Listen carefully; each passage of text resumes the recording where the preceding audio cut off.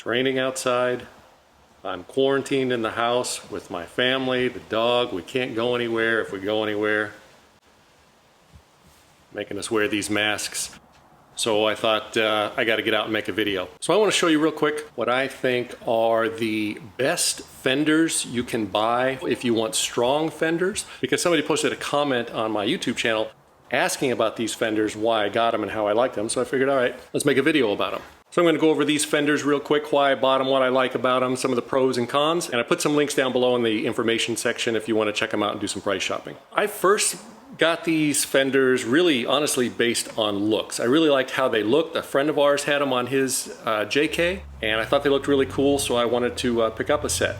Now, some people don't like the look, and I don't care. If you don't like them, don't buy them for your Jeep. But I like the look, so I got myself a set. It wasn't until after I bought them and had them installed and went out on the trail a few times that I realized how strong these fenders actually are. When I first bought them, I wasn't doing a lot of rock crawling or anything. It wasn't until a little later when I started doing more serious trails that I realized how much I love these fenders. And these aren't really fenders per se, they call them armor, but they do the job. And more importantly, if you're really looking for protection against banging against rocks, I don't think you can do any better than these. These are Smittybilt XRC armor.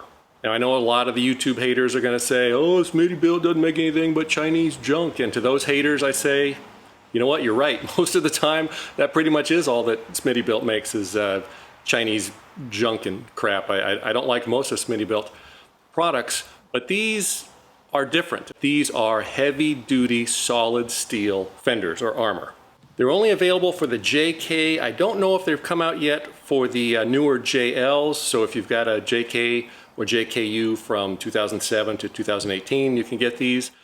They do make a set of what they call XRC fenders for the TJ, but they're totally different. They're Chinese junk. I wouldn't recommend them for a TJ. And these actually come as 3 different items. They don't come in one full kit as far as I know. So they come as the front armor, the rear armor or corner guards, I think they describe them, and the little rocker guard section that goes across the bottom right under your doors. And there's a different one for a 2-door and a 4-door version. You'll actually see these on a lot of mall crawlers just because they look so cool. They look really aggressive. And I see them all the time on mall crawlers that have never actually been off-road, and I think because of that, a lot of people think that they're just mall crawler fenders, but that couldn't be farther from the truth. And like I said, these things are heavy duty. The whole kit, if you get the front, rear, and the rocker guards, weigh in at about 250 pounds.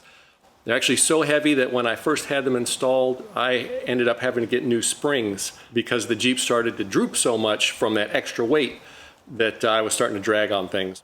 And these things also are not the easiest to install. They're very time consuming and very tedious to install. So buyer beware, if you plan to install them yourself, set aside at least a whole weekend to get them installed right. And they're also not cheap. A full set costs around $1,000. And of course, if you have to pay a shop to have them installed, it's gonna be several hours of labor in addition to that if you don't do them yourself. So it's not a cheap solution. But again, if you want what I consider the best, and by the best, I mean very strong, these are what you want. I have laid the entire Jeep over onto rocks and the entire weight of the Jeep falling or hitting, nearly flopping over into rocks, and I barely got a scratch. A few scratches that I have gotten, you just sprayed over a little bit of rattle can and they're gone.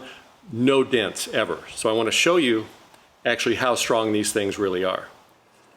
This is a hammer. Now don't try this with your plastic fenders or your cheap little rinky-dink fenders.